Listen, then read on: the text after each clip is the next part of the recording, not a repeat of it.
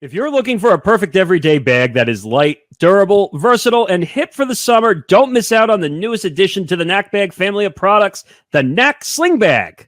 Yes, in a season full of ugly bucket hats, bootleg t-shirts, and board shorts, the Knack Sling Bag will make you the talk of the beach. It's everything you need in a fanny pack, but improved in a million different ways. It's lightweight, endlessly expandable, and stylish as all get out.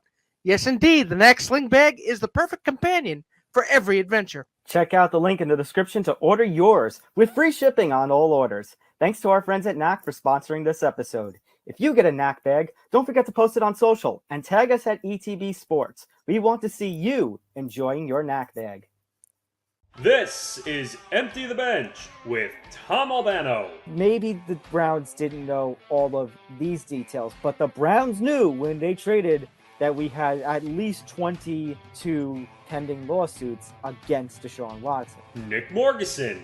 Wait a minute, there is a reason the NFL needs to get this right, because Calvin Ridley, for gambling, got suspended for a year, and Deshaun Watson, who allegedly committed 24 sexual assaults, we're not even talking about a suspension. And Nick Federa. Take everything that Deshaun Watson said at face value, just interview him once, and then take the deposition and, hey, job well done, guys, let's order lunch.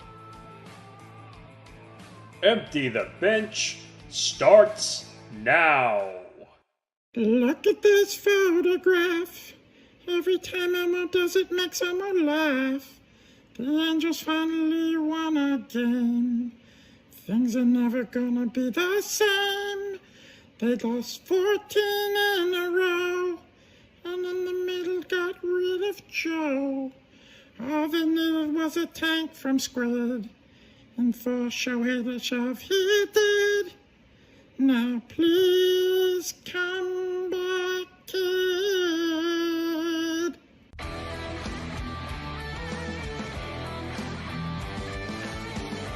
Oh my God. Oh my God. Gentlemen, every memory of looking out the back door, I have the photo album. You're welcome, America. You're welcome. You're welcome. Thank you, Jeff Passan. More like thank you. Thank you, Jeff Passan, for creating this fantastic piece of... Hey, you didn't... Wait a minute. You didn't know I took requests? Exactly. No, I just keep finding myself shouting "Free Bird" at the screen. Welcome to Empty the Bench, episode 139. That's Tom Albano and Nick Federa. I'm Nick Morgeson. Follow us on social media at ETB Sports across all platforms, Facebook, Twitter, Instagram, and across other platforms at the ETB Network, Facebook, Twitter, Instagram, and TikTok. We have a big show for you today. There's going to be a lot of frustration, a lot of anger, so I made sure when I put the intro together for this show, we needed some laughs because there's going to be a lot of anger and a lot of opinions very quickly. Yeah, so rundown, we're going to talk about the Larry Nassar case with the victim suing for $1 billion. We'll talk about the Jack Del Rio tweet. We'll talk about Tyreek Hill's comments, situations with Chargers and Broncos ownerships, this big MLS-Apple deal that just broke within the last day, all the NBA Finals stuff, the NHL Stanley Cup that's about to start. We will mention also this little why all the Nickelback. We'll mention at the end. So let's talk about something, guys. The original plan had been we were going to start off with the PGA Tour, talk about this whole PGA LIV controversy. However, once again, we are forced, as a result of extenuating circumstances coming at the last minute, to start this week's show off with more talk about the Deshaun Watson drama. Wait a minute.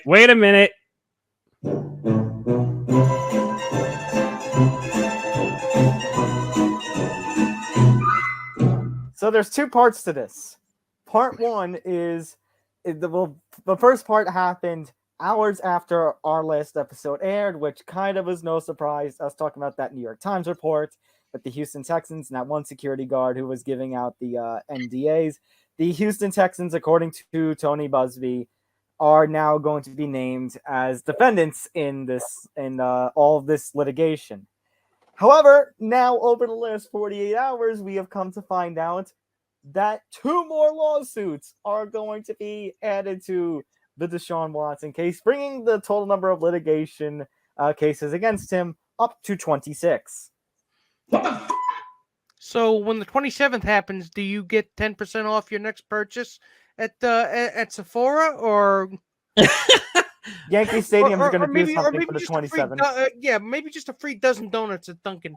Hey, you know what? Maybe if we get to 30, we can give away a Knack bag for free. Oh God.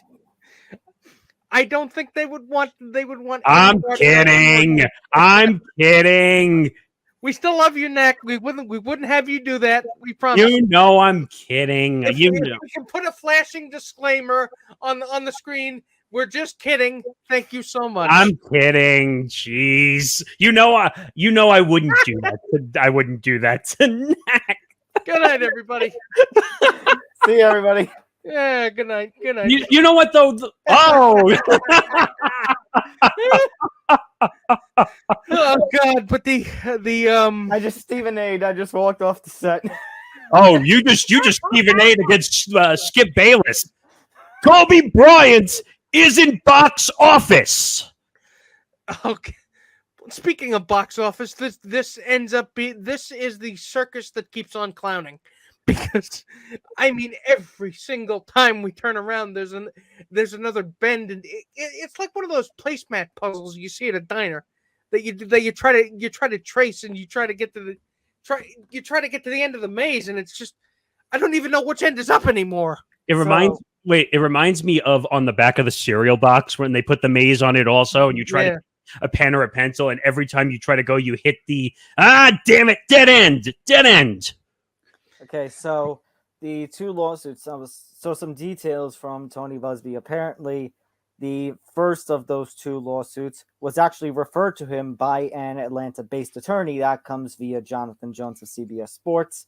The second one, this one's a little interesting. I know this is coming from Tony Busby. I know you, especially you, Nick, questioned some of his statements, but this one's interesting. I'm reading from Sports Illustrated. Busby also said the firm has been contacted by a 26 woman who watched Ashley Solis and Kayla Hines, two of the other plaintiffs. You actually might know them as the two women who were interviewed as a part of that piece on HBO's Real Sports with Brian Gumbel. And basically, watching that piece compelled them to come forward with their stories. See, what's interesting about that, now, I'm not saying what they're saying is either credible or not credible. I don't know what to say about that yet, but it is a little bit of interesting timing that after you watch the HBO documentary that you come out with the lawsuits. Now, again, let me be clear. I don't know if it's accurate or it's false. I don't know. But it is interesting timing. Wouldn't you say, Nick? I mean, interesting timing in as much that what took you so long to jump on the train here? And I'm not saying that they're wrong. I mean, if there are 26 people and they don't know each other and they're all saying that you did something, the odds are looking pretty good that you actually might have done the thing. I think that's the thing. Because I know we say, with something like trauma, sometimes it takes time. But the fact that there were 22 of them, already, why did that not give you enough confidence to tell the story earlier? Right. And on top of that, I would assume this is coming out of that total of 66 that you brought up last week, Tom, right? Yeah.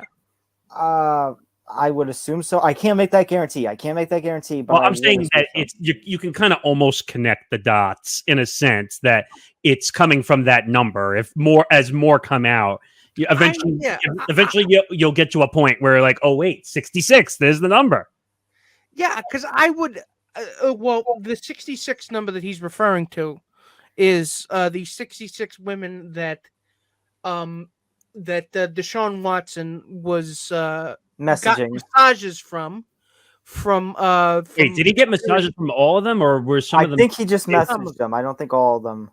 But there are 66 women in total, according to the story that Jenny Vrentas from the New York Times wrote. And but the twist here, I mean, and that was also in the New York Times story, was that the Houston Texans, or at least part of the Houston Texans organization, knew about this and was directly enabling it by providing Deshaun Watson with NDAs to hand out. Not just NDAs. I'll say this again. They provided him the stadium to do stuff in. The NDAs were just the cherry on the top of the victory sundae that Deshaun Watson was eating because he was getting away with shit upon shit upon shit. So now, now comes the question of how much did they know? And furthermore, you have the New York Times saying, and I guess by criminal definition, well, not criminal because the criminal charges are dropped, but even by civil definition, it would be at the very least, even if they were ignorant of this, it would at least be negligence, wouldn't it? Yes. And you know what? It would at least be negligence at the very, very least. You know what's criminal? The lies that he's telling. Just going out there, and we're going to play you a clip that from earlier this week that he talks about.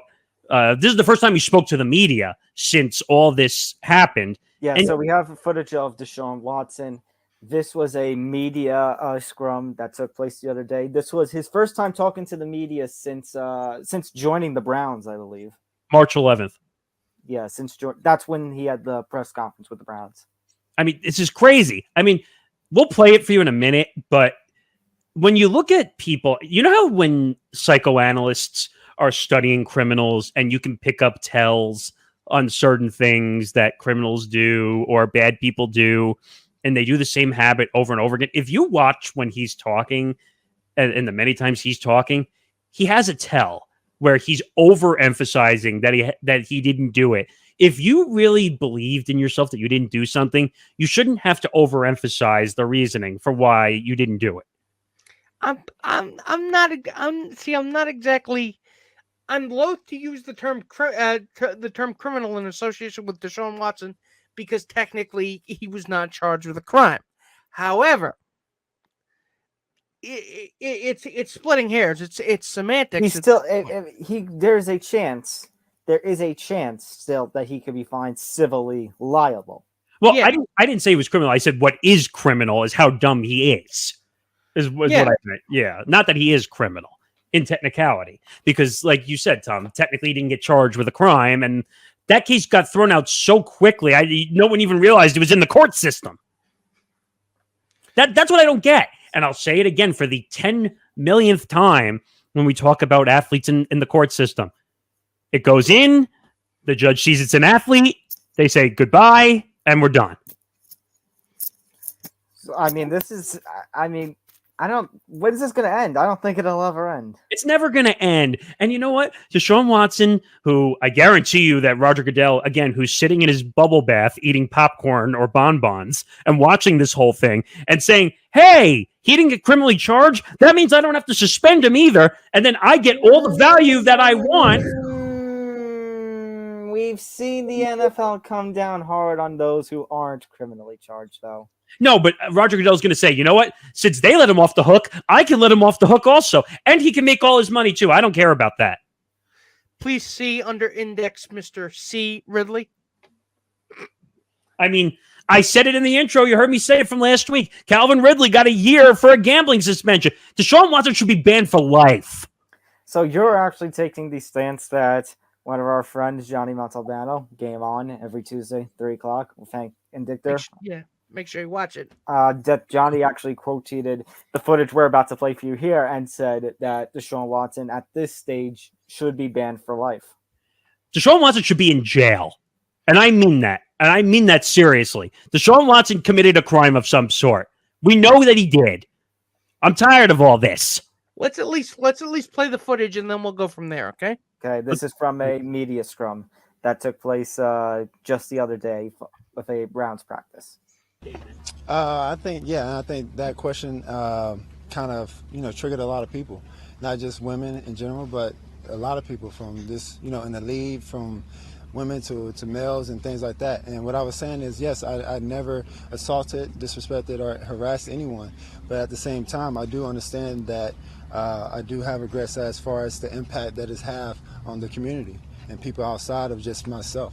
And that includes my family, that includes this organization, that includes my teammates in this locker room that have to answer to these questions, that includes, the fan base of the Cleveland Browns, that includes males, females, everyone across the world, So that's one thing I do regret is the impact that it's have triggered on so many people.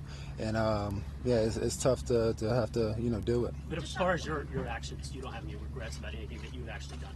Like I said, I never assaulted anyone, or I never harassed anyone, or I never disrespected anyone, or I never forced anyone to do anything. Are you kidding me? Are you kidding me right now? Which he may see it like that because perception is a weird thing, but it's hard to see how this press conference doesn't come off like, I'm sorry if you got upset. It's like a trigger. I mean, that's the best you could come up with. Triggered much? Wait a second. So I told Nick before we started doing this show, I guarantee you his PR lackeys said to him before he went out there, they said, psst, hey, Deshaun, go out and talk to the media and tell them you didn't do anything and defend yourself. Just keep repeating. Just keep repeating. I didn't. It's the Shaggy defense. Just keep saying that. And the screwed up part is we have these reports from the Times and such that have these messages that he was leaving these massage therapists. And by the way, and this goes back, and follow my logic here. This goes back to the Roger Clemens defense when he was accused of PEDs and he went and took the stand and defended himself, and he ended up winning the defamation case that he brought against McNamee, I think, and ended up winning. If Deshaun Watson believes strongly that he didn't do anything, and the New York Times is complete bullshit, if that's what he's saying, he should be taking all these different things into court with defamation cases if he believes that he didn't do anything. The burden of proof falls upon Deshaun Watson to prove that what he did not occur. And based on the evidence that has been already presented at this point, I hate you to have go. To think you have to think something occurred. You have to think something. At least something occurred in the strictest legal definition of the term itself. I'm telling you, the Shaggy defense, like you just said, does not work here. It does not. It really doesn't. And to be honest with you, I mean, how much? Like I said, I'm where you are, Tom. It's like, how much longer can this go on? And how many more are we going to see come out over once this show airs? I guarantee you, another 3 or 4 are going to come out. I would definitely have a lot of questions to ask the Texans, though. And how many? Okay, no, I was going to add. And how many more weeks are we going to have to?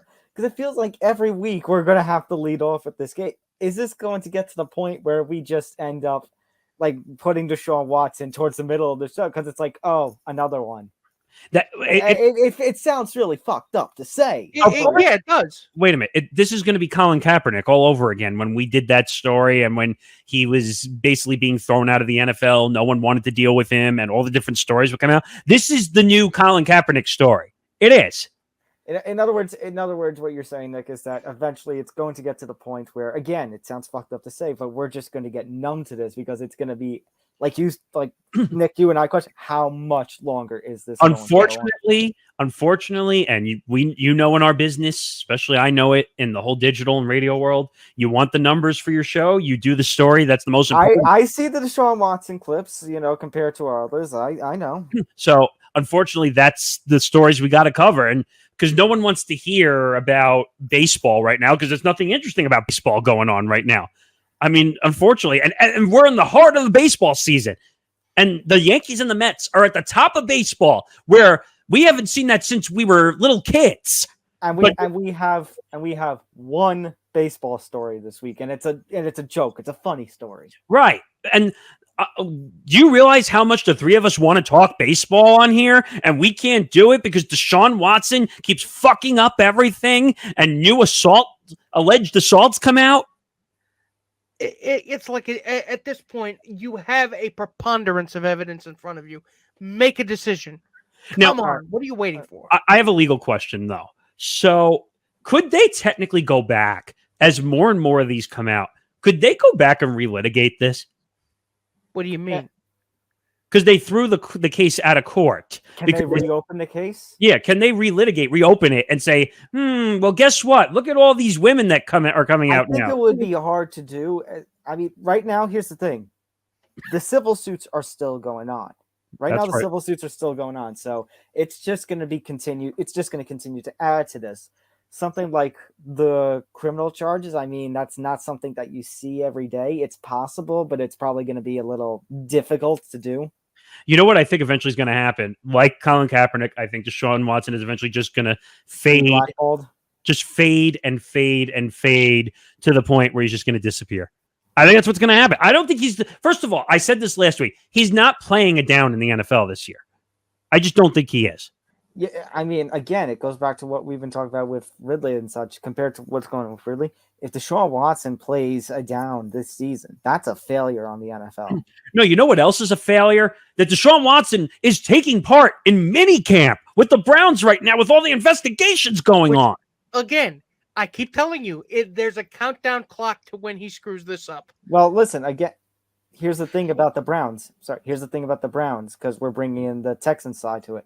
The Browns, it goes back to what I said last week. The Browns have, it's a shit contract. We know, my opinion. I know your opinion. It's a shit deal what they've done, giving 3 first-round picks to the Texans, and signing him to a Aaron Rodgers style contract, despite the fact he hasn't really played since 2020. Because last season, in addition to these lawsuits, he was dealing with the Texans that he didn't want to play with the Texans, kind of like what his teammate Baker Mayfield is going on right now with the Browns. Hey, you think Baker? Oh, sorry. go ahead. I was going to finish. My point is that in other words, they're all in. They've already dug their grave to the point that they can't go back on. They can't do those things they're talking about voiding. They can't do it. They're all in. Well, so what I was going to say is, isn't it ironic how the cards have turned that Baker Mayfield is smelling like a rose right now through this whole thing? All right. It's very interesting that you mentioned that. So let's end this segment very quickly. I wanted to make one more point on something you said as well, which was you're talking about the Aaron Rodgers style contract. So for people, just in case they don't understand the whole capology of the NFL, you're basically saying that Aaron Rodgers is 60 to 75% of the cap, essentially. And that's basically causing the Browns to have no cap space whatsoever to bring in anybody. And there was rumors again that the Panthers are talking to the Browns. Okay. You know what? Let's just make it 2 for 1 because you're going to bring that up. So as around the same time we have these reports, new reports have just surfaced within the last 36 hours. Multiple sources from Sports Illustrated to CBS. Everywhere. Are using the Pro Football Talk with Florio. The word right now in Carolina is urgency. There is an urgency. Do whatever you need to do to complete this trade to get the Browns to trade you Baker Mayfield. Now, we've already discussed the Browns don't want to trade Baker Mayfield. The Browns and Baker Mayfield are clashing right now. Yeah. But we did talk about the prospect. If Deshaun is going to be suspended, they obviously are going to want Baker Mayfield to be their backup quarterback, start for them. Of course, Baker, like I just mentioned, is in that same situation Deshaun was in not too long ago in Houston, that he doesn't want to play for them. So now, isn't it ironic? Isn't it ironic though? And Nick knows where I'm about to go with this. This all has to do with one thing between Deshaun and Baker Mayfield. Nick, do you know what that is?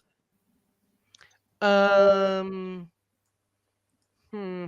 give you one hint. Yeah, money, essentially. So Deshaun has $230 million. Baker did not. No, I'm not even talking about that. Forget that for a second. I'm talking about the whole issue is the capology of this. Baker Mayfield is supposed to make $17 or $18 million, and they're fighting with the Panthers because the Browns don't want to pay any of the money. Until the Browns are willing to pay any of the money, he's not going anywhere. I disagree. I think if these reports from all these multiple sources are true and urgency is the real word, I could see the Panthers saying, okay. Well, we'll take it all. We'll take the whole contract. Remember, there's only 1 year left on Baker Mayfield's contract. This is his 5th year option that's being exercised. After that, he's a free agent, as far as I know. Well, here's the issue you have. So with the Deshaun contract, even let's say that they come to the conclusion that what he did was all the way awful. It was 100 on the 1 through 10 scale. And they eventually figure out, all right, we got to ban him from the sport. You realize that Deshaun's team is going to litigate on his contract, right? Yeah. Okay, fair. But then you know what that also means?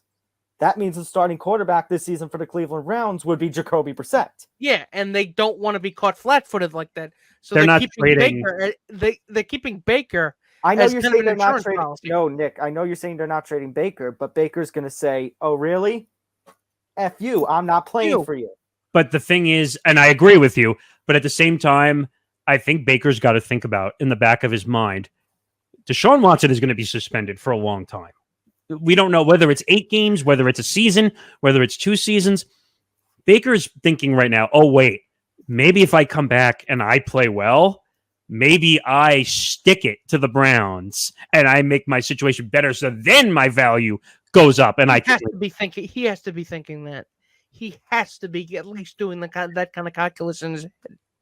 I mean, don't get me wrong. Baker Mayfield is one of the dumbest people I've seen outside of the sport of football. I don't mean on the field, because he freaking ran from the police thinking he was not going to get caught. Well, listen. You have think about Let's think about Carolina's situation. Let's think about the Carolina end.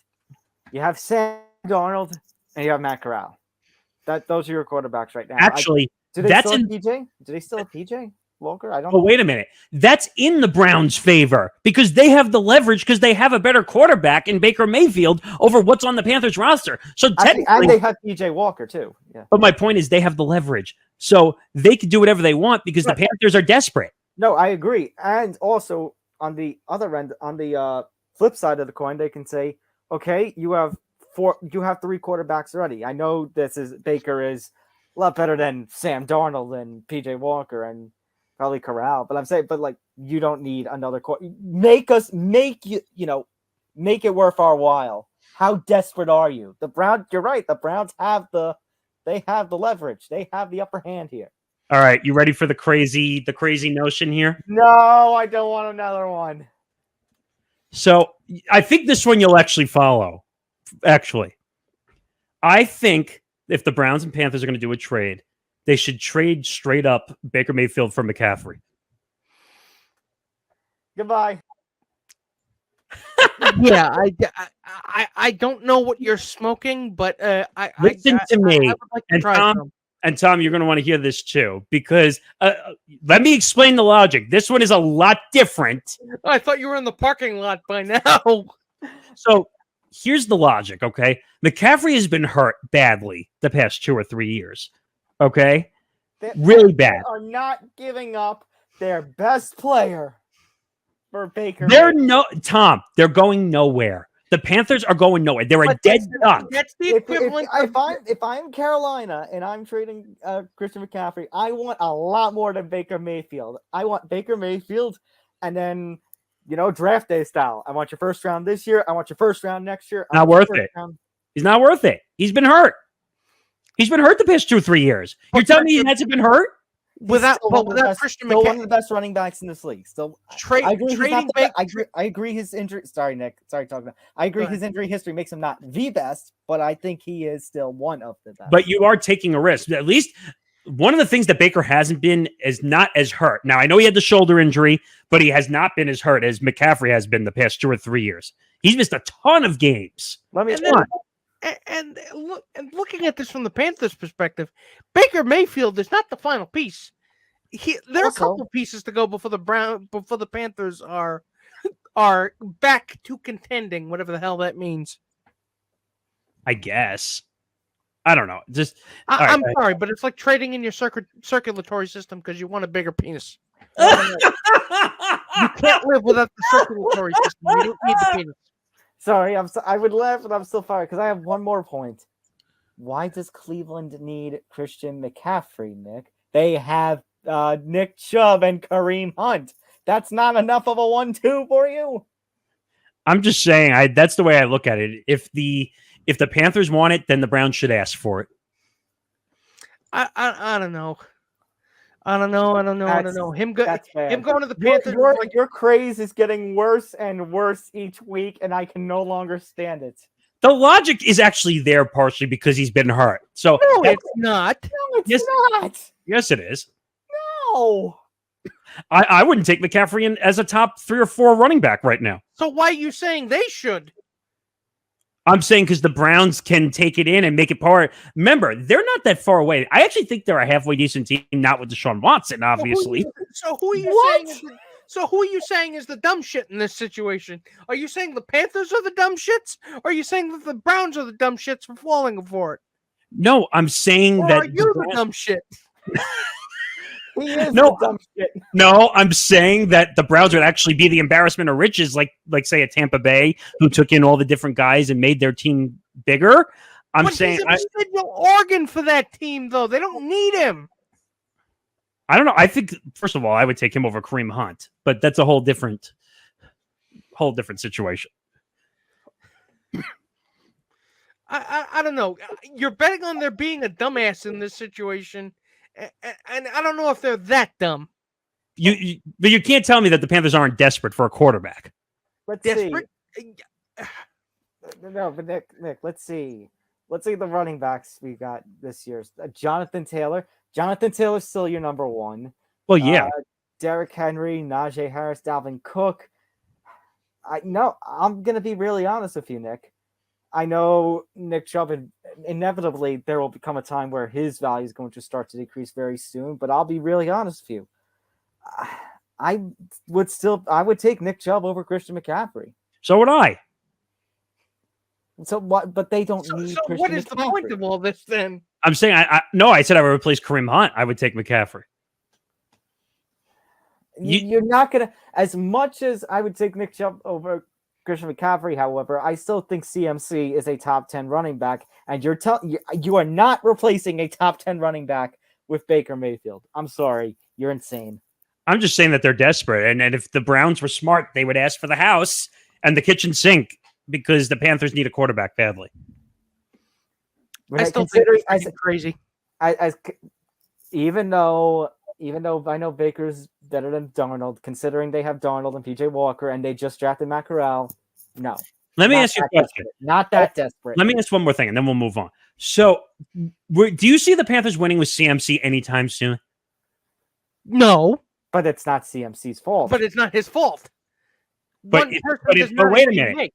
If he's the big star, then he should be able to pull that team in somewhat. But Nick, Baker Mayfield is not the answer in Carolina. That's like putting chromed out rims on a 97 Honda Civic, for God's sake.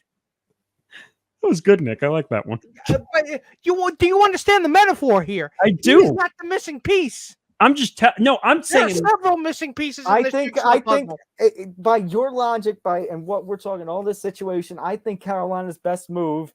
I know we hate saying this word on here. I know we're anti this, but is to tank, wait another year, and when in this quarterback-rich 23 class, take one of them. I agree with you on that one for sure, because this quarterback class was awful. It was really bad. There was nobody to be had. Which I have trouble believing that the Panthers won't ultimately wait. I could be wrong. I reserve the right to be wrong, but I think this is something they would do. They would tank again. Okay, one last question. Let's go back to this. We mentioned the Texans. We're talking about potential penalties that Deshaun is facing with suspension. We're talking about the Browns and the contract. Let's talk about the Texans and the draft picks. Depending how this plays out, could we see a situation where the NFL looks at these 3 draft picks and then says, yeah, we'll take this one or we'll take these 2 because of this mess? Unfortunately, I think everyone needs to be punished in this situation. Everybody. How many draft picks should they be penalized then? The whole deal should collapse. I'm saying I think everything should be taken away. The contract should be taken away. The draft picks need to be taken away. The Texans knew what was going on and they didn't say anything. So they need to be penalized also. Whether they knew and did nothing, or whether they deliberately ignored it, ignorance is not an excuse. No, wait a minute. How could they have not known? He was using Texan security and NDA. Yeah, that's exactly what I'm saying. So, of course, the Texans knew. There's no way it wasn't known to several important people on that team at the time. And believe it or not, the Texans owner should be penalized as well. But Well, again, you're penalizing the team. That is. No, but I'm saying the owner should be hitting the wallet separately. but, Oh. Roger Goodell, we know him. Because this is bullshit. Like, the owner knows when something goes down where a player pulls off a elaborate Ponzi scheme, is what I like to call this, the owner knows about it. Because if the owner doesn't know about it, that's even worse. Seriously. All right. We have way more stories that we got to talk about. So we're going to leave this for now. I'm very certain by next week we'll be back on this. Oh, yeah. Yeah. Oh, very certain. All right. Let's talk about the PGA Tour. It's not every day we talk about golf on here, but this LIV organization that is making this sudden surge with all this Middle Eastern backed money is now making all of these crazy offers to these golfers, and those who take them. The PGA Tour has said, no, now you're suspended.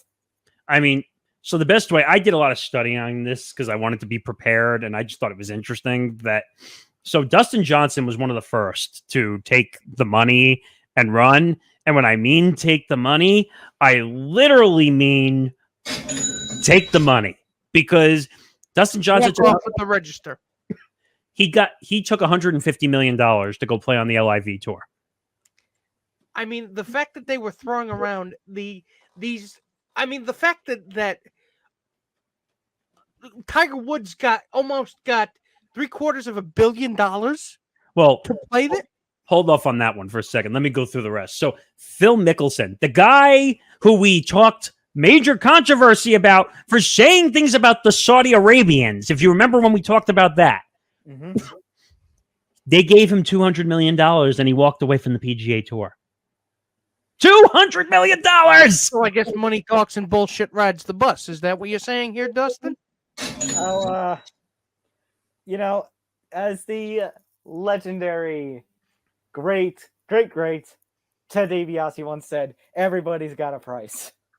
Everybody's got a price, ladies and gentlemen. And to be honest with you, the fact that this obscene amount of money is being thrown around. I mean, you want to know why that obscene amount of money is being thrown around? Three of the people on the board are worth trillions of dollars.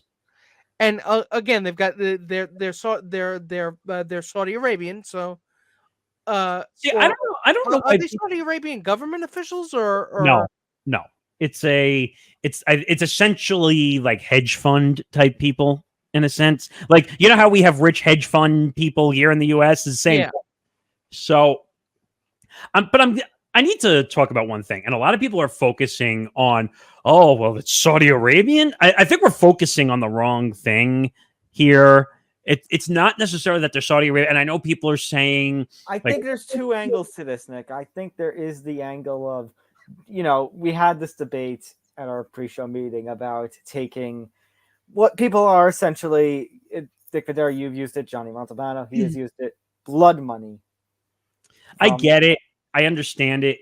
But this is the same organization, because you missed one key number, Nick, and I think it's only because that he did not take the deal. But Tiger Woods, in the same week that he became a billionaire, was offered $750 million.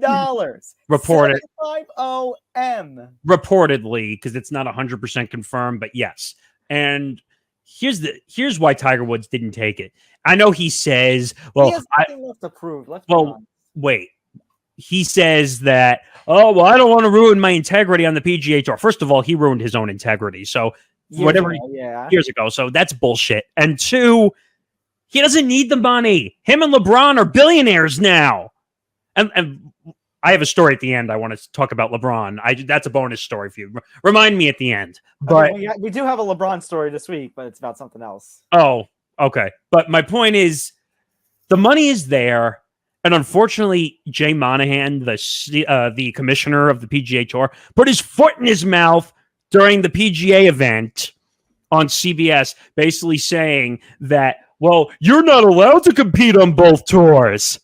So, really, Jay? Trying to look for the statement here about the PGA with the suspension so I can read it here. Okay.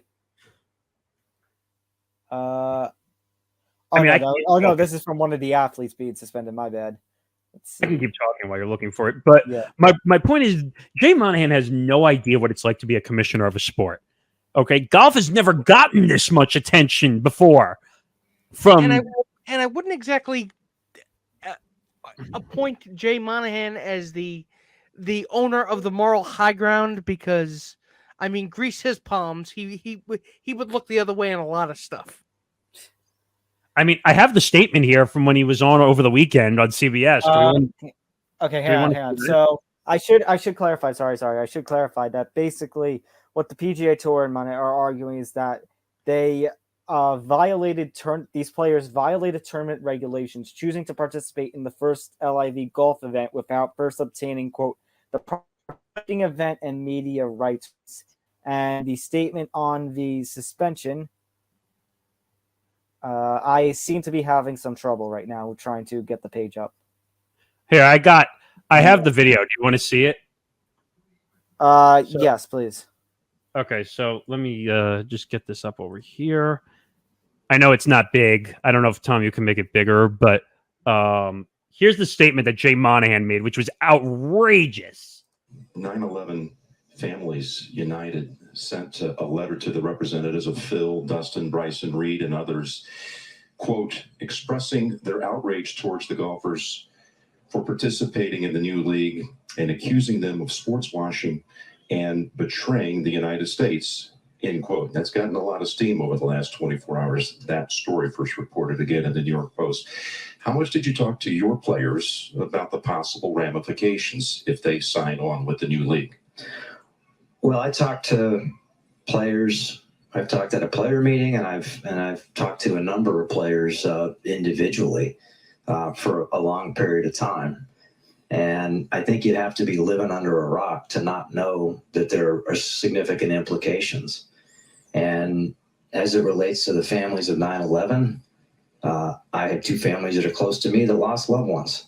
And so my heart goes out to them. And I would ask, any player that has left or any player that would ever consider leaving, have you ever had to apologize for being a member of the PGA Tour? Are you kidding me? I've heard of dancing around the question, but that was a mambo. He did. Wait a minute. He mamboed around the question. Wait. So he's saying people shouldn't apologize for being on the PGA Tour. Who are you? Who are you to say who should apologize for being on your tour? That's like saying I'm daddy and you're all the kids and you need to apologize for me because you're a bad kid. Or stay here because we won't have any connection. The PGA Tour doesn't have any rumored connection to the 9/11 terrorist attacks. By the way, I've seen dumb commissioners, and we've talked about Rob Manfred a lot. This takes the cake as the dumbest thing I've heard. I mean, again, I get it from the angle of the, do you take the blood money or not? But the point is here that there is competition. And by the way, so apparently the whole statement I was looking for with the PGA Tour, that was actually a big memo. So I'm not going to read the whole memo. I'm just going to read the players, quote, as I said before, did not receive the necessary conflicting event and media rights release or did not apply for releases at all. These players have made their choice for their own financial-based reasons, but they can't demand the same PGA Tour membership, benefits, considerations, opportunities, and platform as you. To which LIV made a same-day response, their own statement that they posted on social media that says, today's announcement by the PGA Tour is vindicative and it deepens the divide between the tour and its members. It's troubling that the tour, an organization dedicated to creating opportunities for golfers to play the game, is the entity blocking golfers from playing. This certainly is not the last word on this topic. The era of free agency is beginning as we are proud to have a full field of players joining us in London and beyond. And do you know what the screwed up part, gentlemen, is? The biggest golf outings like the US Open, Wimbledon. Did you guys know that the PGA is not in charge of those? Which They're not means sanctioned. That means the PGA cannot ban these LIV golfers from those events. One of them is going on right now as we speak. So they can do so the players can do pretty much whatever they want. You know what the most awkward thing was? Phil Mickelson showed up for the event, and it was awkward watching him being interviewed by the media as they were going through there. And I'm like, you know what? Phil should have just said F you and said, I don't need to say anything to you. I'm making my money. It's supply and demand. That's what I say the LIV Tour is. If they're willing to offer you more money for the product that you're putting out, you go where the money is. It's free agency. It says it's free agency. But it's not even really free agency.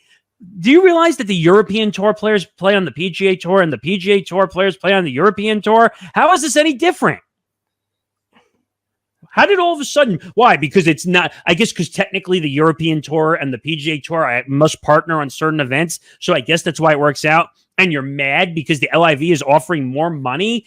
Go match the money. I was going to say, I guess this is more like back in the 1910s, we had the American League, the National League, and the Continental League. Yes and no. But that's a dated reference. Yeah, really. Wow. But if the Pacific Coast League was also a viable alternative. And the other weird thing, the other weird thing that's going on as well is that the LIV Tour is focusing on streaming, that evil word that we're going to talk about in a little while. But they get it as well that streaming is the new age, and they don't. According to the reports, they don't even want a TV deal. They don't want one. They just want to stream everything. They want to stream everything. They're talking about YouTube Live, Facebook, Twitter. They're talking about all the streaming platforms. That's where the money is. Digital ads is where the money is. Where I was working in radio, that's pennies compared to where digital money is now.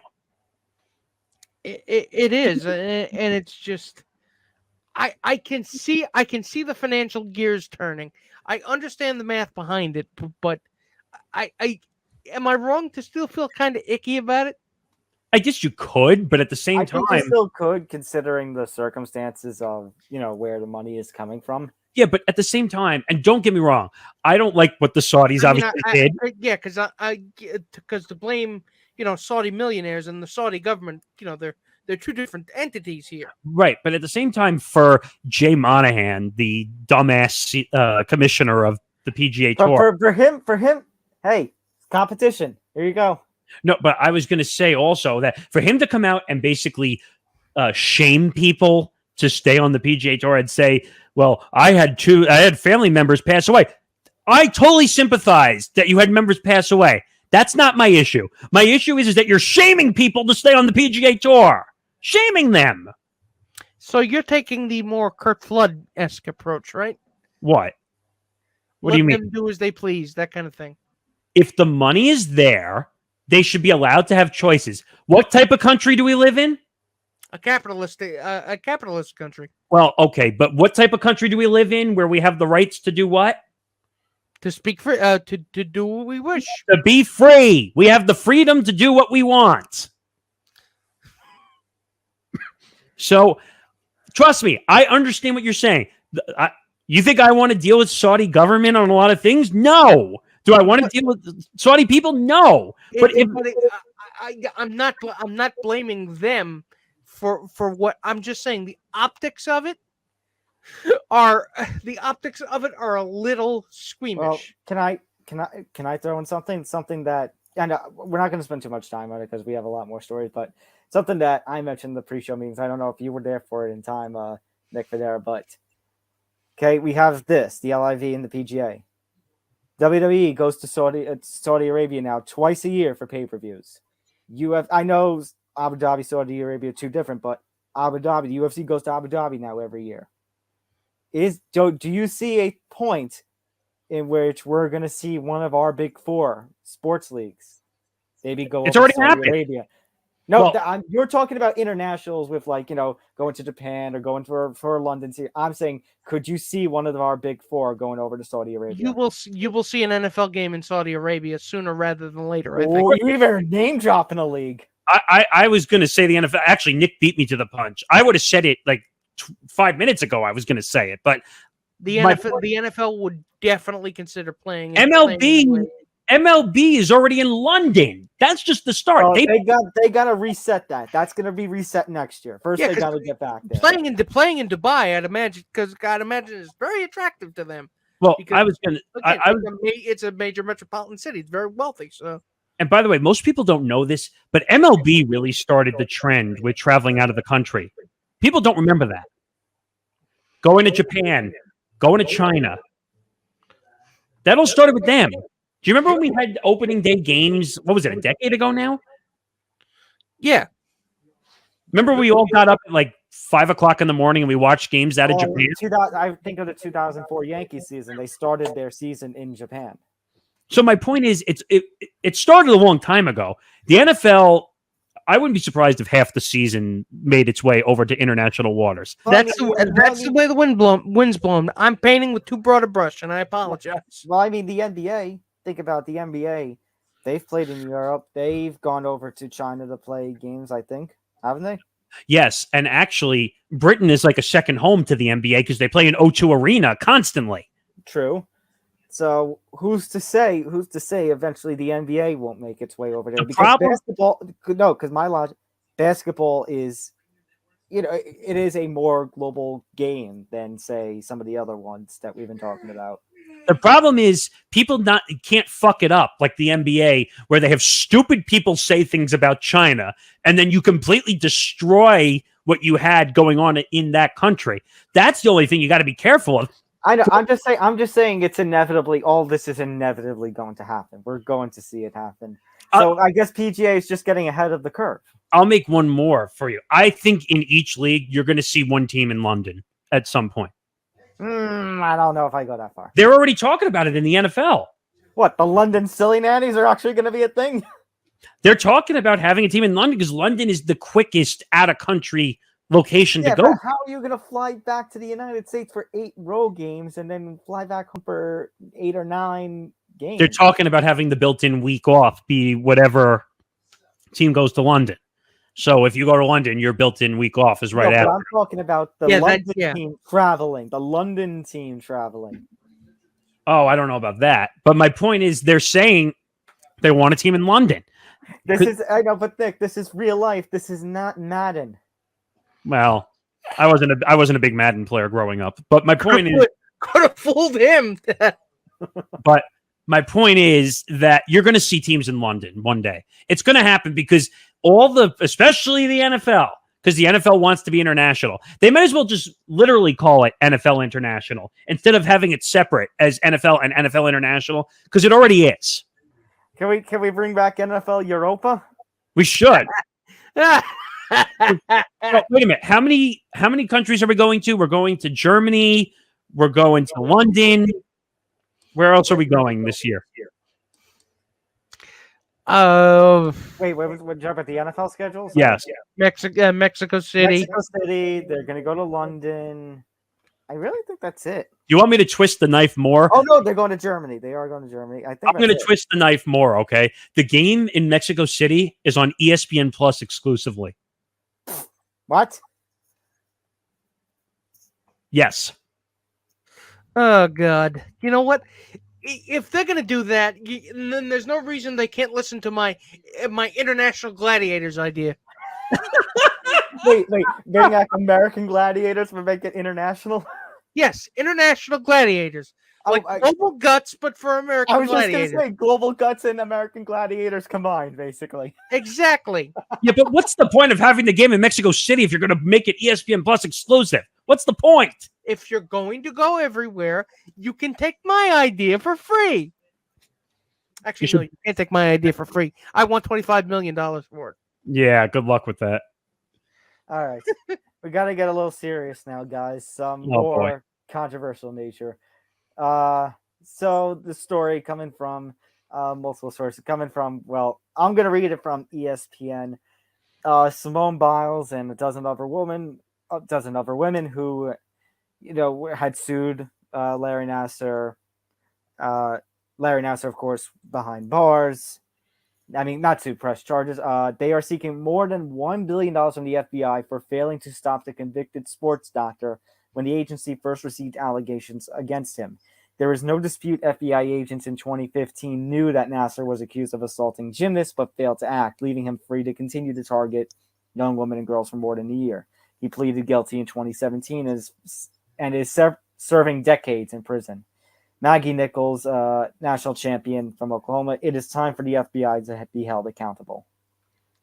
I mean, that is essentially the long and short of it. I mean, accountability, seeing as how there was not little, if at all, and no amount of money is going to fix what happened. But again, the reason why these things tend to happen, why horrible things tend to happen, is because the people who can stop it don't care or are actively looking the other way. There's no way. First of all, this is not going to stand in court. I'll tell you that right now. Suing the FBI, when has that ever worked or been successful? But the fact that they knew about it and did nothing, there has to be some accountability. No, I'm not disagreeing with you. I'm just saying that this is not going to stand. You know that it's never going to make it to court. I mean, I would like to think that I'm not that cynical, but it's at least going to make a statement, maybe.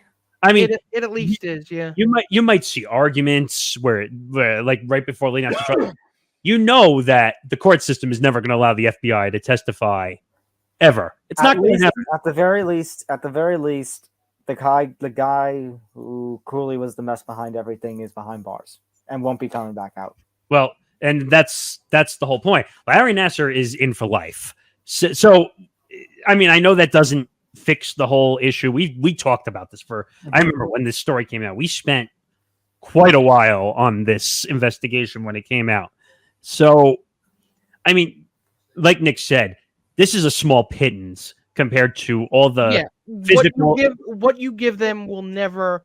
Well, I was going to say that this is a small pittance compared to the physical and psychological issues that these girls are facing before and a damage to the reputation of the NCAA, the sport of gymnastics itself, and Team USA Team USA.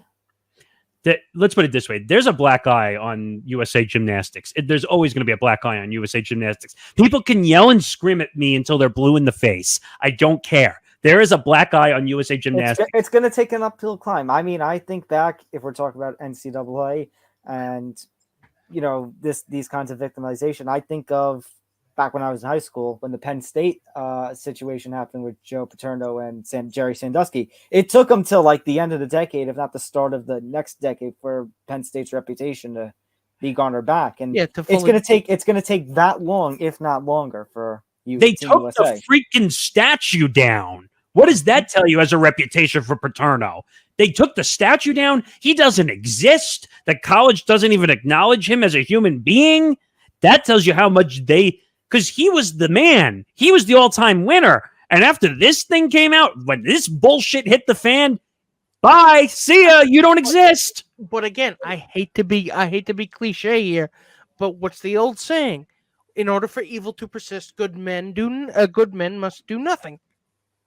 And good men is even stretching it, because it's their job to start. It's their job to stop these things. And I would have gone further. I would have called a congressional subcommittee hearing on the FBI. It's like, if you knew about this, why did you not move on it? I would want answers on the record. Because that would take logic, Nick. There's no logic. That would take logic, and there is no logic in this dojo. I know. Well, there's no logic in the court system, period. No logic in sport. Pretty much. Well, that too. But there is no answer that any FBI agent that could give that will make people go, okay, I see your point. And I guarantee you they haven't done anything since to make sure this doesn't happen again either. Nope, because they'd rather be hear no evil, see no evil, smell no evil. Yeah. Nothing happened here. Nothing happened here. Nothing to see here, folks. No, or Nick, it's my favorite. La, la, la, la, la. I can't hear you. Oh, wait, guys. Wait. Hear no evil, see no evil, smell no evil, speak no evil, think no evil. Exactly. That one you should think. You know what? Evil. It's the head, shoulders, knees, and toes of speaking no evil. Yep. Hear, see, and smell no evil. We're not laughing at this, just so you know. We're now about to enter hour number 2 of this show, and we've only gone through 3 stories. Oh, God. Well, let's just say one thing. Let's preface this that these stories are important, a lot of them. So, Yeah. So get ready. There's a lot more that we got to go over. So here we go, guys. We start off basically hour number 2. Jack Del Rio. Gentlemen, what is our favorite saying in the world when it comes to social media? Watch what you tweet. And it was true then when I said it. And it was true. And it's definitely true now. Doubly so. you know what? Since I'm not going to miss my timing like I did last week.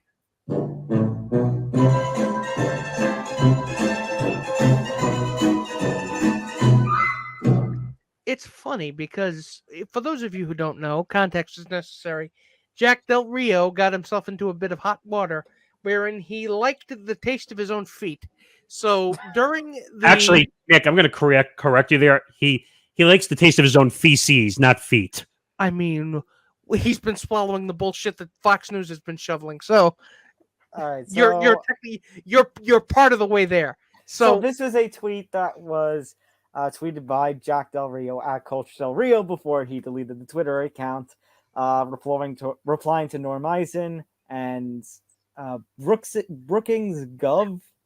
I don't know what that is, but basically the tweets read, "Would love to understand, quote, the whole story about why the summer of riots, looting, burning, and the destruction of personal property is never discussed, but this is, 3 question marks, common sense." Now, I don't know what the original tweet was about. Yeah, so he was basically questioning the need for a January 6th commission when he He believes that the city of Chicago was destroyed during the was burned to the ground during the 2020 riots in the wake of the death of George Floyd. Murder of George Floyd. So, because of course, protesting the fact that a black man was killed in cold blood, and wanting to get to the bottom of a violent coup attempt. I mean, can you really compare them? I mean, one is definitely more important than the other, because we all know they definitely burned Chicago to the ground, right? We all noticed that they turned Chicago into a smoldering heap, right? Right. They've rebuilt it pretty quickly, and that's a miracle of civil engineering, if I do say so myself. Wow. I mean, but I would Nick with his rant of the day, man. Did I miss something? I mean, we're gonna have. Is it a zero-sum game? And because Jack, I do need to ask, how do you think the African American players on your team are really gonna react to that? But I'll tell you how the team reacted, Nick. Ron Rivera said, "I'm fining you $100,000 for your controversial tweet." And meanwhile, a $100,000 tweet. That's an expensive tweet. Rivera did not say that he disagreed with what Jack Del Rio said. By the way, hey Nick, you know what that rant deserves? Congratulations, Dickweeds. Congratulations, Dickweed. You have put your foot. Not only have you stepped in it, you've stuck your head in it. You've gone bobbing for shit. That's what that is. And during no point in this process has Jack Del Rio said, "You know what? Maybe I shouldn't have said." I think it was his statement was "I'm sorry if you got offended" or something like that. That's what every political pundit says on TV. He's not supposed to. But of course, we got to keep politics out of sports. But Jack Del Rio his politics are absolutely fine to be discussed, right? Just so you know, I've said this many times. I dealt with one of the stupidest political pundits in all of radio. We all know who that is. I don't have to say the name of it, but he's been in the news lately, so we can connect A to B to C to D. So I'm very used to this type of situation where I'm numb to it, where this guy would put his foot in his mouth a million times, and because I was the executive producer of said program, I had to deal with it constantly when people would call in and say, "What the fuck is wrong with this guy?" Well, that's what we're saying about Jack Del Rio. What the fuck is wrong with this guy? You're literally saying to 80% to millions of people all around the world, your problems don't matter. Basically. The things that you care about don't mean shit to me, Jack Del Rio. And ladies and gentlemen, that is just, I mean, the amount of headassery on display here, that really needs to be put in the dictionary under the term headassery. You really need to see a picture of a head jammed 6 miles up someone's own sphincter in order to demonstrate what has happened here. Jesus. Damn. I've seen dumb statements by football people, but this, holy Christ, does this take the taco? By the way, yes. we were going to talk about. I had the idea for doing rant of the day. This might have to be rant of the day. I was going to say I'm going to need a clip full of just Nick Federa ranting as he has. By the way, just going behind the curtain partially quickly, when we do clips for the show, we pick some of the dumb moments or the biggest moments. You might see this one. Just fair warning. It really just doesn't make sense to me that that's important to him, but this isn't. I just want to tie this one up with a bow. Something that didn't actually happen. So, did you realize that after that tweet went out and the shit hit the fan, that someone's Twitter account was gone? Yes. His. So, in other words, get off of Twitter, old man. Basically, hey, Boomer, get off of Twitter. Wait, what did Boomer Esiason do to you? I like even Boomer's going, Jesus, I'm not that old, and my name is Boomer. Do you think he cringes every time someone makes a "Hey Boomer" joke? They think he's talking to himself. No. He cringes every time it's an "Okay Boomer" joke. Okay, Boomer. Great job. All right, let's move on.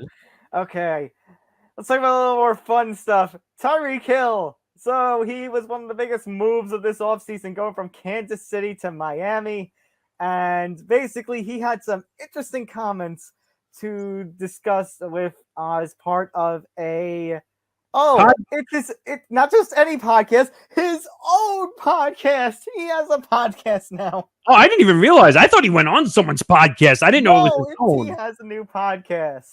He has joined us in the podcast world. And he Wait a minute. So he Oprah'd himself. You have a podcast. I have a podcast. And you have a podcast.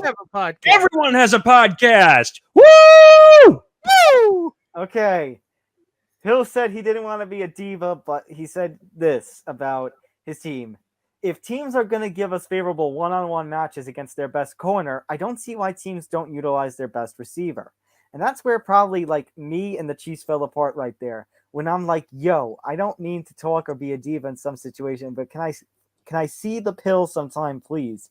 Just give me the ball, please. I try my best. I talk to the big man, Andy Reid. I talk to the quarterback. I'm like, look, can we make something happen? Can we make something happen? Can the guaranteed money make sense to me? Can it make sense to my family, please?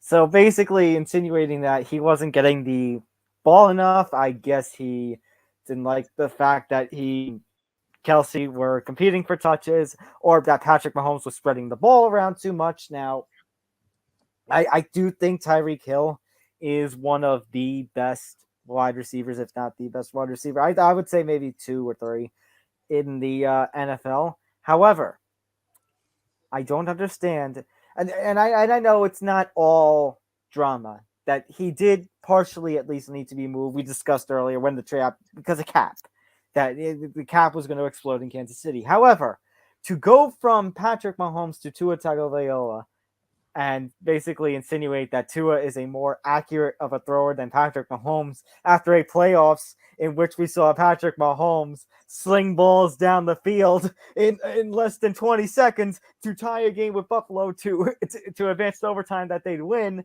I don't know about that, Jack. Yeah, really. I this ain't, if there's a meme to be that could be used to describe the situation, it's, I don't think that's it, Chief. No. Yeah. Wow. Oh, I was thinking something. This ain't it, Chief. This ain't it, Chief. This ain't the Chiefs anymore. Ain't it, Chief. I was thinking. I knew they hated each other. Oh my God! I knew everybody in Kansas City just wanted to strangle each other out. I mean, I was thinking hit the road, Jack, but that's a whole different. He did. So, but my point is, I guarantee you, after all these, I don't know what you want to call it. He basically Draymond Greened himself on a podcast, which I so want to talk about that more, but that's for another day. See, But I would say he's jealous, but I feel like it's a throw me the damn ball. he's jealous. We all know Tua is not a good quarterback. He had I again. wouldn't say he's not a good quarterback, but the fact that he has Tyreek, let's face it, the fact that he has Tyreek Hill now, that this is the season Tua has to. Yeah, Tua has to deliver. This now gives him a And legitimate now weapon. it's not only pressure on Tua. Now it's not only pressure on him. Now with these comments, now with his big mouth, now it's Tyreek Hill has pressure Well, too. and now we have to see if Tua actually can back that up. Wait a Because his not being very good was not always his fault because he didn't have weapons down there. Timeout.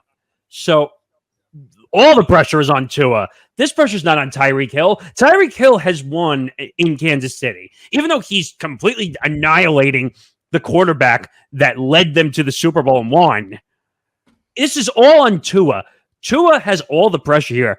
Tyreek is a wide receiver, okay? We get it. He's a top 5 wide receiver. I guess it's just a matter of that he's making this comments, and now it's like now I want to see him back it up. But you know what? I feel like Patrick Mahomes was saying this when all these comments came out. Bafflation. I mean, because I don't need that drama in the locker room. Go away. No one needs you. And by the way, Travis Kelce is better than Tyreek Hill. Okay? Oh, that's a take. And I have no problem saying that Travis Kelce has way more ability than Tyreek Hill will ever have. Congratulations, you're about to be blocked on Twitter by Tyreek Hill. You think I care? He's already been blocked by Deshaun Watson. He deserves the block sound effect times 2. I mean, It's a super block. no, but I'm serious, though. I think Travis Kelce has way more ability to catch the football, both short and long pass. Tyreek Hill was the drama queen of the locker room. We always used to hear things about him all the time, didn't we? I'm not touching that one because Not that one either. I I don't have too much knowledge on that one. All right, let's talk about some more drama. Let's talk about ownership. Well, it's our French saucer urinated tree's favorite owner in the whole world. Fuck you, Spanos. It's Dean Spanos and his amazing disappearing hairline. And the Chargers are surging with Justin Herbert, and that's great. And now he's also being sued by his sister. You know what? Accusing him of all things misogynistic behavior. You know what? They need help from a certain somebody. Let me see. Oh, I think I found him. I hate you. Get the out of here. So let me read the reports coming by way of ESPN. The sister of Dean Spanos, I believe it's pronounced Berberian, is seeking full sole control of a family trust that constitutes more than 1/3 of Chargers ownership, and she has accused Dean Spanos of, quote, misogynistic behavior, quote, self-dealing, and repeated, quote, breaches of fiduciary duty by his basically that those are the charges that his sister is. What fiduciary power basically means is he owns the majority and he's not being responsible with what he owns. That's so what it means. So Spanos, Berberian, and siblings Michael Spanos and Alexandra Spanos rule each owned 15% of the Chargers franchise. 36% is managed by the family trust, 4% by non-family members. Spanos and Berberian were left as co-trustees after the deaths of Alex and Faye Spanos in 2018. Berberian is accusing Dean and Michael Spanos of repeatedly acting, quote, out of their deeply held misogynistic attitudes and sense of entitlement as the men of the family, and to rationalize their pitiable behavior, which she believes is intended to teach her that a woman has no rights no matter what any trust instrument might say, and that Dean and Michael, quote, believe to their cores that regardless of what their parents intended and their will specified that men are in charge and women should shut up. Ooh, I'm just going to just a piece of advice for people out there who have to deal with, especially when family members pass away. And I know a little bit about this just from family. everything in writing. Well, not only that, just try to be nice to your family members, and it shouldn't be all Yeah, about. well, trying to be nice, Nick, I think would be a number one rule in life, but constantly I'm Well, reminded no, every no. day. Yeah, maybe that's not so easy for people somehow.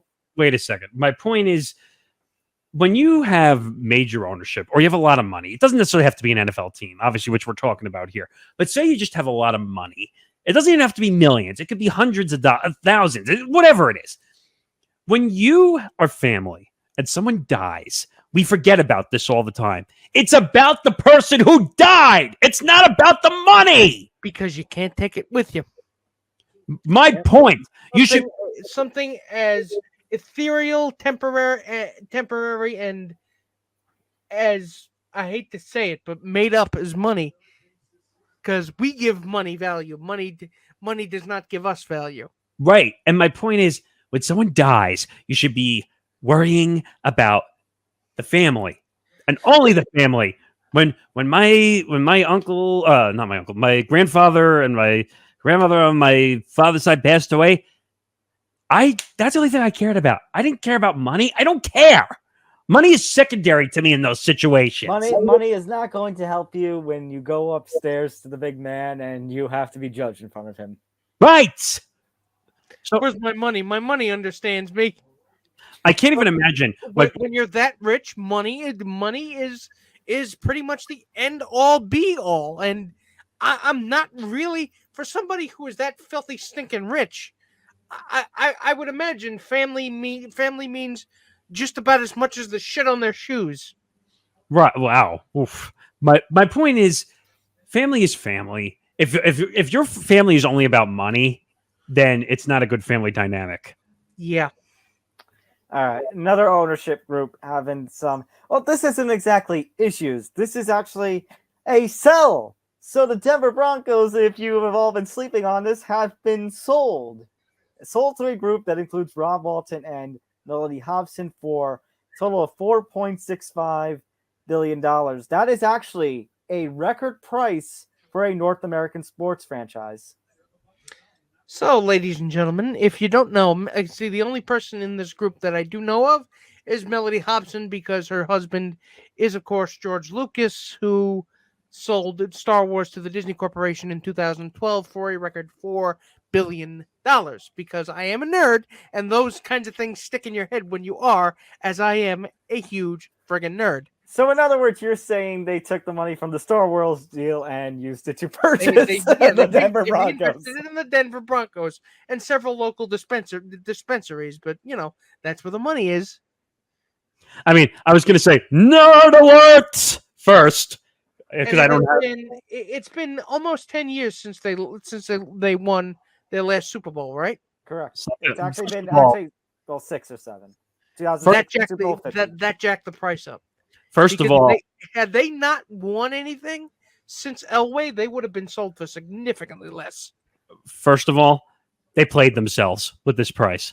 They way overpaid for the Broncos. If this was Peyton Manning still and they were going to the Super Bowl, then maybe they're higher value. They way overpaid, and they were suckers for paying this price. They went from the Star Wars theme to that Afro Man song, Because I Got High. Yeah, pretty much. And funny enough, you mentioned Peyton. I believe I have heard reports and rumors that they're trying to get Peyton involved somehow. It's not going to happen.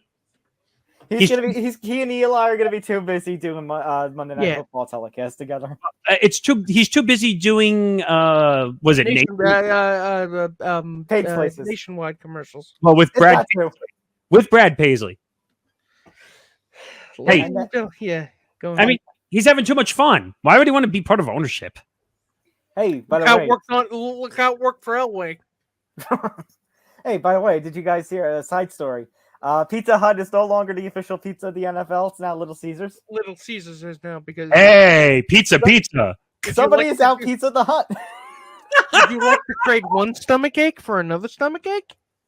Come on, we're in New York, for crying out loud. You don't need any of those. First of all, if I'm, you know me, you know where I come from. You two know what I am about. If you ever see me walking out of a Little Caesars willingly, assume something has gone wrong and call the police. Oh, wait. unless you're in a stadium or an arena. Not even then. What? Pizza Hut is different because Pizza Hut has that nostalgic connection to me. Oh, come on. Well, I've never had. Little Caesars does not. I'm sorry. I've never had Little Caesars. I can't make a judgment because I've never had Little Caesars, but I've had Pizza Hut like a handful of times. I still think that New York style pizza. There's two things in New York that you have to eat that's New York style. Bagels and pizza. Yes, there you go. If you're not having bagels and pizza when you're in New York, you're doing it wrong. And if I'm not going anywhere if I'm not going somewhere where I can't get decent Italian food, I'm not going there. Damn, when did this turn into Beyond the Bench all of a sudden? But I like it. But we discussed this on Beyond the Bench. You know where I'm coming from. Guys, I'm not a part of Beyond the Bench. Why am I roped into this? Good point. Abandoned ship. Let's move on. Where's the ejector seat when you need it? Well, we got more we got to talk about. We got a little less than half of our stories left. But this one is one that has broken over the last 36 hours. And oh boy, we were talking about streaming before. We were talking about deals before. We even mentioned like the Saudi Arabia stuff. Well, this one just went off the deep end. MLS and Apple have agreed to a 10-year, $2.5 billion deal in which it will air every MLS game on the Apple platform. Now, this deal does not include the telecast that you kind of see on ESPN and such. So ESPN, they usually do what, like a Sunday national game for MLS? Let's put it this way. Yeah. When ESPN has nothing else better to air, they air an MLS game. Well, the national deals are fine. However, regional deals, including the New York Red Bulls on MSG and NYCFC on the Yes Network, after the season, done. Ouch. Oof. And NYCFC, I don't think we'll be playing in Yankee Stadium for much longer either. That Well, doesn't. I know they were trying to get their own stadium in like Queens and such. You know why that doesn't surprise me? Because Yankee Stadium is a terrible soccer stadium. It really is. You don't got to tell me that, but I mean, it doesn't. It makes perfect sense that Apple would go for this because they're. Well, first of all, when your most popular show is Ted Lasso, I mean, it only makes sense that you're going to. Hey, if you like Ted Lasso, would you like to actually see some soccer? So, and MLS is increasing in popularity, and unlike baseball, the main demographic, the age demographic, is not 55 to 155. Okay. So they'll know how to use Apple TV, and they'll go there. Okay, Tom, Nick just brought me to my point. I need you to get a certain banner up on the screen because I'm about to read something here that soccer is doing that baseball failed to do. Oh, is this our moment of the week? Yes. Wait, this is a soccer story. So I was telling Nick this before we did the show, and I think hopefully he remembers what point I brought up before. So it says here, season ticket holders for all MLS teams will have free access to the Apple TV Plus service. And while some MLS and League Cup matches will also be available at no additional cost to the Apple TV Plus subscribers. Which, ladies and gentlemen, if you're not paying attention, that's how you grow. That's how you keep your audience around. That's how you keep them invested in your product. Wait a minute. Let me read that again, because Rob Manfred probably has 2 earplugs in his ears, okay? Season ticket holders for all MLS teams will have free access to the service.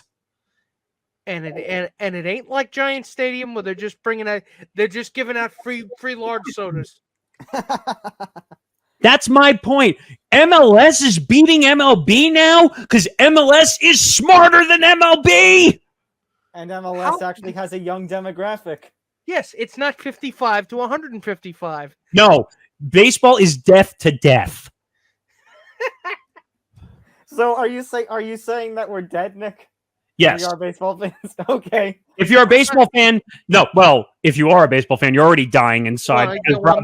I'm dead inside. Joke's on you. Yeah, I am as well. So my point is, if soccer figured out how to make it free to season ticket holders, hey, Rob, you know what you need to be doing now? Yeah, but you know what, Nick? I'm sorry, I can't hear you over the sound of my money. You know, I think I'm going to sit on my money like a giant little beanbag chair made out of paper. I think I'm going to throw my money like it's a snowstorm. I'm going to make it rain like I'm in a Tallahassee strip I'm gonna club. make it rain and I'm gonna do a dance. Nick, you forgot though that Rob Manfred is in that Tallahassee strip club. Well, who do you think is the one flossing? Who do you think is the one flossing his ass cheeks with dollar bills? Rob Manfred.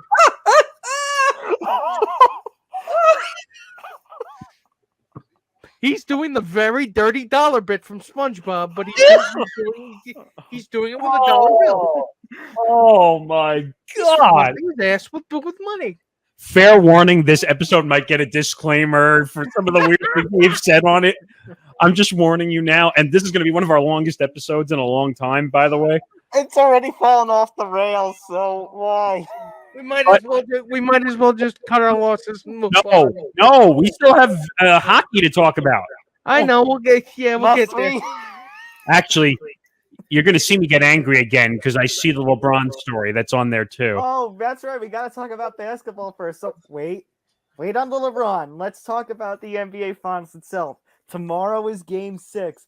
The Warriors have the chance to clinch it in Boston.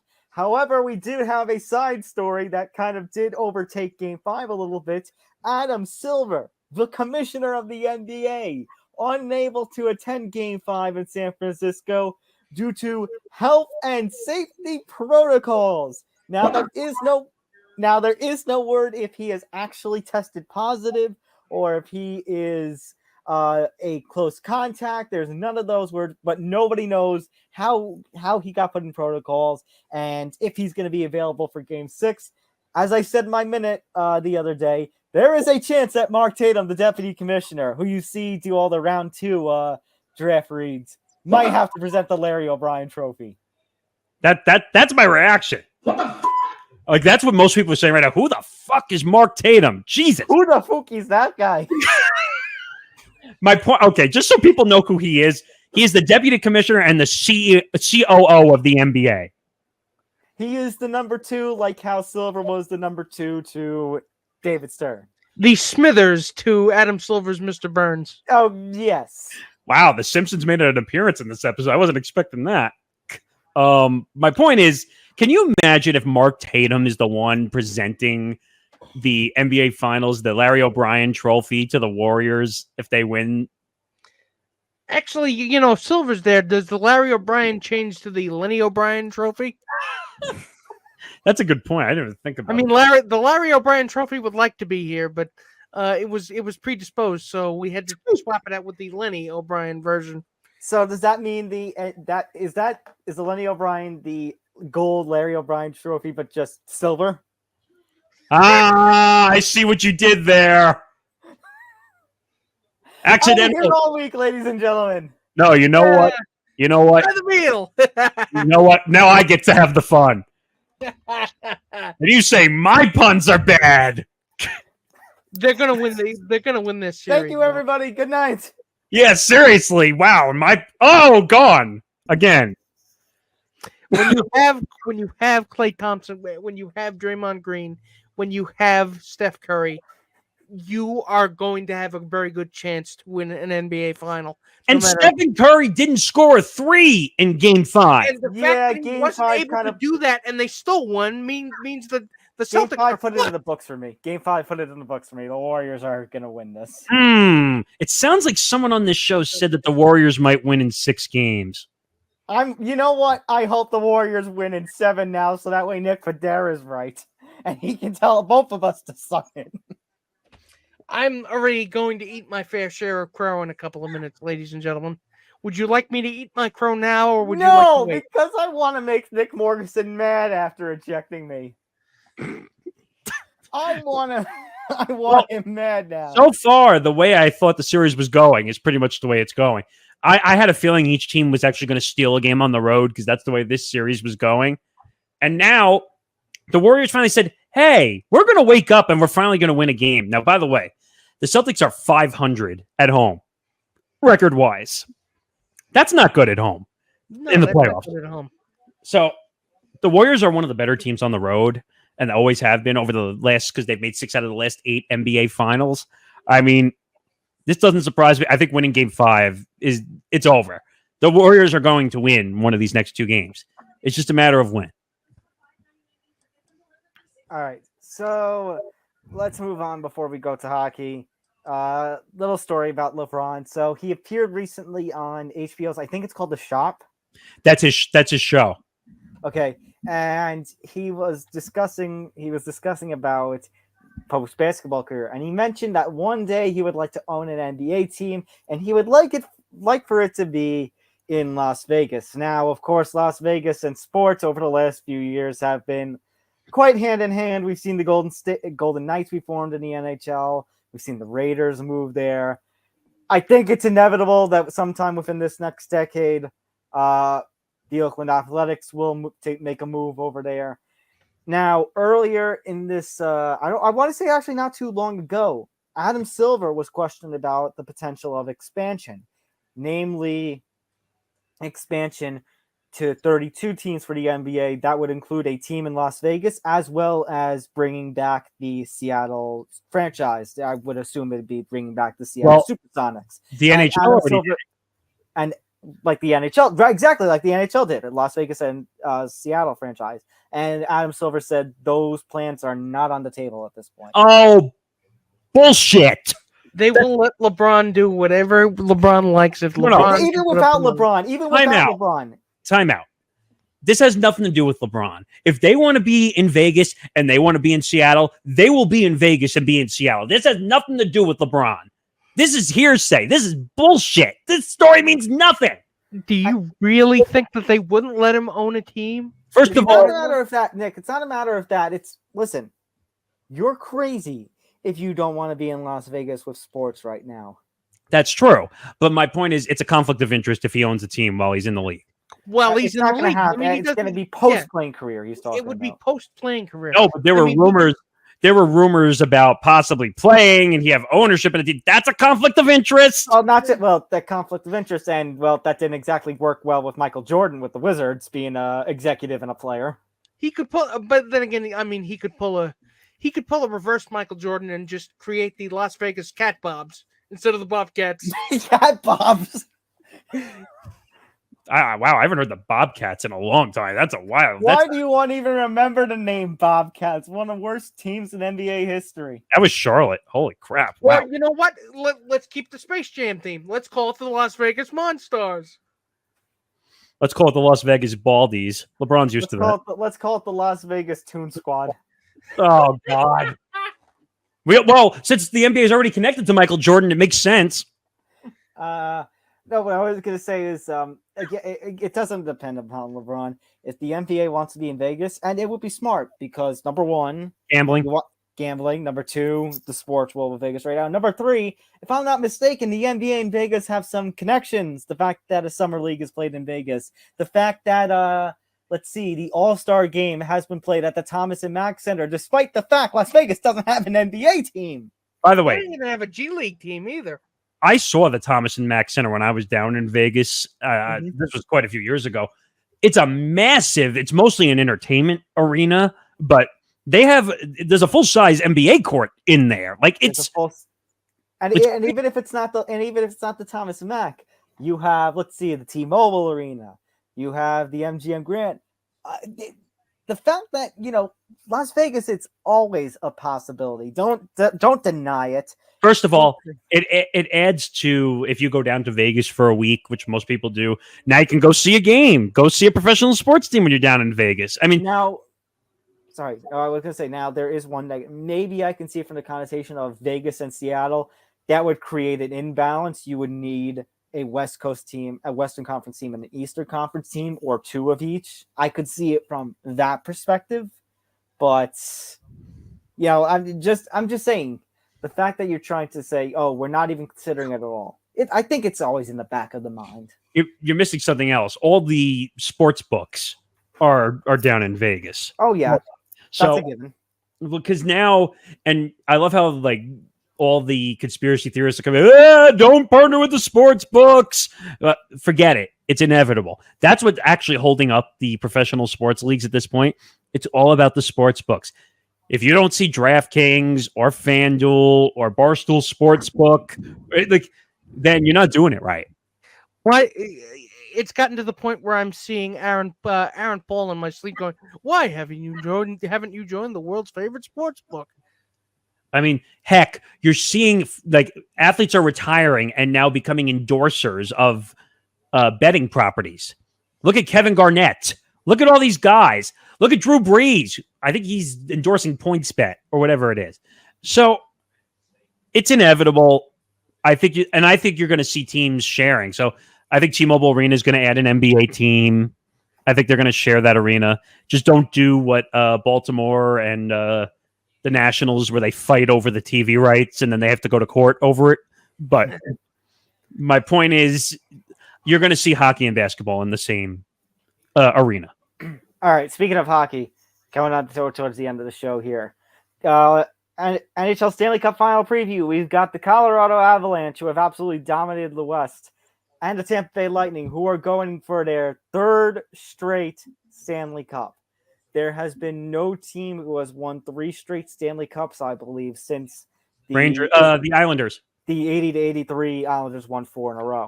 Oh, my father's an Islander fan. I am very well aware of that.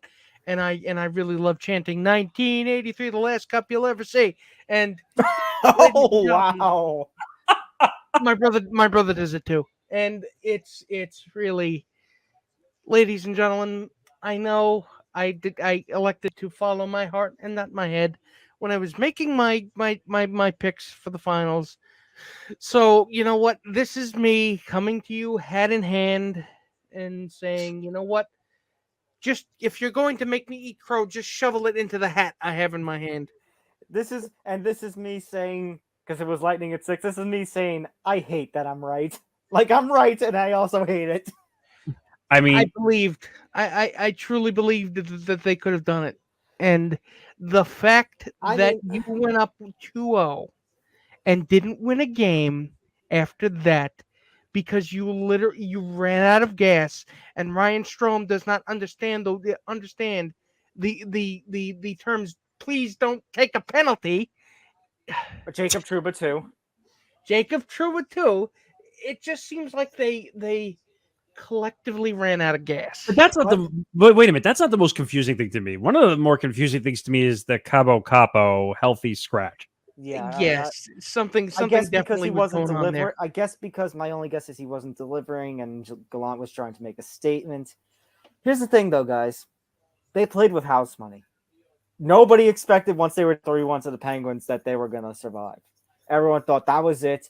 Everyone thought it was it with the Canes, and they continually to impress. They are a piece or two away. Now, what's going to happen in the offseason is going to be interesting because basically all the kid line is up for free agency, either restricted or unrestricted. Speaking of Trouba, it goes back to what I mentioned a week or two ago, Nick, that you got Adam Fox who's making $11 million, and then Trouba's making $9.5 million, but you're not going to get rid of Fox. So if they have to cut costs to sign guys, do we see Trouba maybe get shipped somewhere? If not this year or next offseason, it's interesting because I feel like they're a piece or two away, but what are they going to do to first try to keep all the depth because you can't get rid of the kid line, and then secondly, just what are they going to do with the financial situation? I think honestly, and if you're talking about the struggles for the Rangers and what went wrong, once again, as much as we're ranting on Trouba and Strome, Kreider, Mika, Panarin. You can't have your guys. They went fucking quiet. Not just in the series they lost. From the beginning of the playoffs, they have been cold. And it is, ladies and gentlemen, I really don't want to be the cynical yin. Neither do I, but Nick, you know what this is reminding me of? Like 10-ish years ago when they had Henrik. I always said you can't have Henrik do everything. And again, I'm saying you can't have Igor do everything. Goaltending will only get you so far. You have to put the puck in the net. And you have to have it. I don't know which game it was because I was watching the third period of one of the games. It might have been game 5 or like where they had a few clear shots in front of the net and they missed them. Like there was one, I couldn't remember which player it was, but Ryan, what's it called? Ryan Strome missing that literally missed the go-ahead goal by an inch. They said if he clearly straightened up in front of the puck, he would have put that in. Is what they said. That was as clear as a chance you were ever going to get, and of course they pissed it away. And that probably changes the outcome of that game. It absolutely does. And I mean, look, what I'll say about the Rangers is it was a great ride. I'm still not happy because you know what? Hockey is a game of windows because it is a salary cap driven sport. You have your window and you must take advantage of every opportunity you get because you never know if you'll get back or not. But wait, Yankees, MLB. Precisely. My point is, the Yankees have even less of an excuse because there is no cap. You can pretty much spend what you want. What I've heard from Johnny and Hank from Game On our network say that they're one of the younger teams that are again, that's the thing. They are one of the young teams, and I'm confident they're a piece or two away. The only thing is, like I said, a lot of these young guys, they're up for contract now. So it's going to be up to the Rangers to figure out how they're going to construct this team heading into next year. Plus, I will say that also, I will also eat some crow because I was mad when, they were making all those changes and Drury came in. And you know what? We got proven wrong because they went a lot better than we thought they were going to go. They did. But I will say, at least taking a glance and taking my quick takeaway for the final preview is Tampa Bay is going to get crushed, and I'm taking the Avalanche in 5. They are going to get smushed. I kind of agree. I do think the Lightning goaltender finally did show up. Vasilevsky. He did finally re-show up, and he actually looked pretty good in the last 4 games. However, it goes back to what I was talking. I said this at the start of the Stanley Cup playoff talk, Nick. Did I say the Avalanche were not one of the most dangerous teams? Yes, they are very that their offense was going to give both the Lightning goal, Vasilevsky, and the Rangers goalie, Igor Shesterkin, a hard time. So, granted that I am, the more pessimistic between you and I, Nick, and you're going to go 5. I want to agree with you about 5. However, to show that I do still have some spite about the Rangers. Sweep. I think there's going to be a sweep. I don't think the Lightning win a game. I want some measure of revenge. I want to at least take that. Knowing my luck, it's going to be 5 games.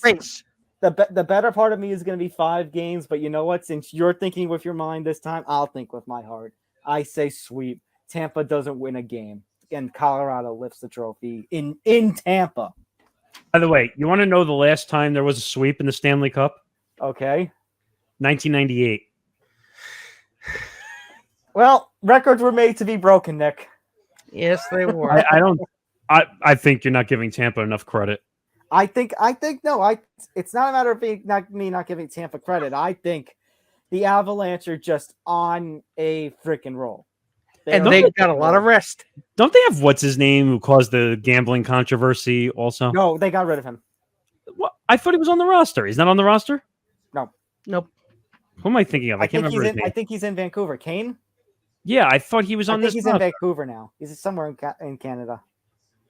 I'm losing my mind. That's so they're going to be champions in the making. It's not just going to be Joe Sakic anymore. That's remembered in Colorado. Jesus. Hey, getting high and winning high. Well, it doesn't help for the Rangers that we also have this story in which a Rangers fan is caught on camera blasting a Lightning fan who admittedly was jawing, but blasting him in the jaw and getting arrested, banned from MSG, and of course he's from my hometown because why the fuck not? I mean, should you feel proud, ashamed, or somewhere in the middle? I mean, I watched the video and I was like, wow, he cold blood sucker punched that guy. I mean, he was the guy in the Rangers shirt was kind of looking for trouble, and God knows how rowdy drunken Ranger fans can get. I know the especially when they're Lightning pissed fan. off. I know the Lightning fan was jawing, but you can't do that, especially in a day and age where You cameras can't. are I'm everywhere. sorry. And now you just played yourself. I mean, I could just keep doing this. Congratulations on never being allowed to attend Madison Square Garden again. No, wait a minute. I'll let Nick tell us that. Congratulations, dickweeds. I think "Bye Felicia" also is appropriate here. Yeah. Oh, you say that? Bye, Felicia. Yeah. Okay. One last story to get through. I think we finally have a baseball story. Let's talk about Nickelback, guys. Wait a minute. It only took an hour and 45 minutes. So, ladies and gentlemen, we saved the best for last. So, And you know what? Talking about baseball, this is how you remind me of what show we actually host. Ouch. Ouch. We're having fun here. you know what, guys? I think I need to do something after this to cleanse myself from what this show has caused. I need to do some saving me. Don't post it here. Actually, if you want to do a video with the song, you could do it on our TikTok page because you're actually allowed to use licensed music on there. So talk to me afterwards. We can put up a TikTok video with that song in it. It was either going to be Joe Madden's mohawk that he never got to show to the team because they shit canned him the day before, or hey guys, look what I have, guys. Where'd You know what? everybody go? All I can say is this is one giant.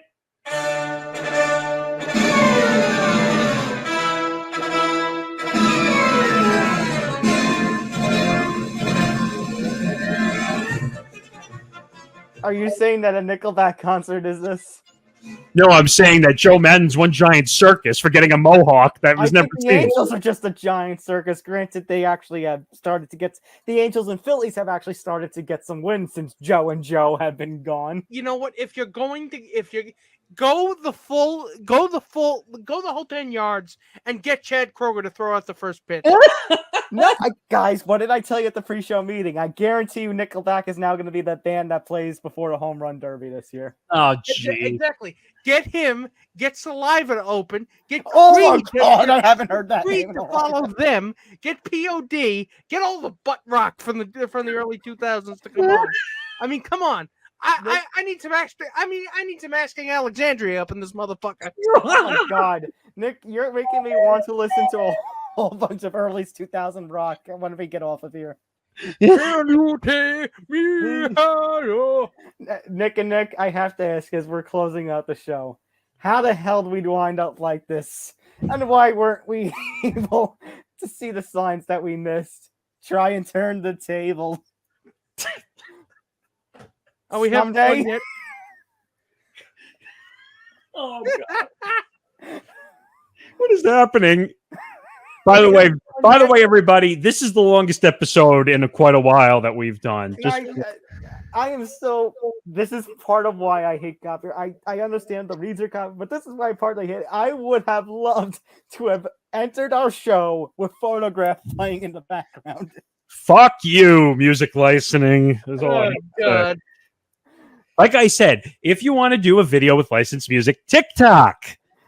So, in other words, I picture Nick now posting this a clip about this segment, and it's just one clip. It's gonna be Photograph. The next clip is gonna be How You Remind Me. The next clip is gonna be deep fake us into that music video for the song Hero. Then they see then Hero could save us. I actually like the music. I never really listened to Nick. Are we gonna have Spider-Man flying across the screen now? All right, we're falling off the rails here. All black leather, folks. It's like Right. it's like a Kiss concert without the makeup. All right, before we go another hour on this show and people are not going to want to listen, we're like an hour and 15 minutes in. This is the longest episode we've probably done in over 3 I think years. this might be our longest episode today between Empty the Bench and Unspoken. I don't even know anymore, but I'm pretty much the tank is empty. By the way, if you stayed and listened to this show, I have one thing to say. Congratulations, Dickweed. You lost, really. Congratulations on wasting 2 hours of your day. We can't help you get them back. But make sure you check us out on social media at ETB Sports on Facebook, Twitter, and Instagram. On ETB Network, Facebook, Twitter, Instagram, and TikTok. Go check out all our other shows as well. And also, we're presented by Knack Bags. Please make sure you go get your Knack Sling Bag. It's now back in stock from what I've been told. It's a great Father's Day gift if you're looking for one as well. Guys, free shipping. Why don't you like free shipping, damn it? I mean, Oh, God. Vince McMahon made an appearance. Look, it's either you buy a Knack Sling Bag or you pretty much get greeting cards where we just sing Nickelback songs for the next 90 minutes. So pick your poison here, folks. At least you look nice with the bag. By the way, I have a new decree. If we get 10,000 views on a TikTok video, Nick is personally going to make a greeting card singing Nickelback in it. I get to pick the song, though. Fine. Which Nickelback song? Well, they're all the same, really. Animals? No, Wait. you're gonna do Animals. By the way, you should do and you should do it the same way Jeff Passan did as Elmo. No. You have to do it like an old timey. You have to do it like an old timey sheriff in a western. You have to put your tongue back. You have to put your tongue. No. Put your tongue back a little bit. I got it. Like that. If we can get to 20,000 or 30,000 views, you have to do a Nickelback song as Dr. Phil.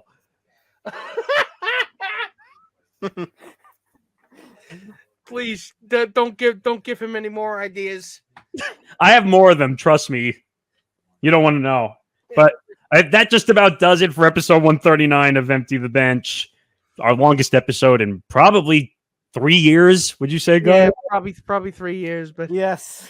yeah, make sure you follow us on all our social media platforms at ETV Network, at Empty the Bench on Facebook, Twitter, Instagram, and TikTok. Make sure to like. Make sure to subscribe. Ring that bell, damn it, on YouTube. And I'll say it this way, because our episode went longer, that means you get more bonus clips probably during the week. So you're welcome, Exactly. America. Oh, God. So be aware, be self-aware, and don't be Deshaun Watson. So, for Tom Albano, for Nick Morgeson, I'm Nick Federa, and I'm saying good night, everybody! Good night, everybody. We'll see you next week. Night, everybody. Look at this graph.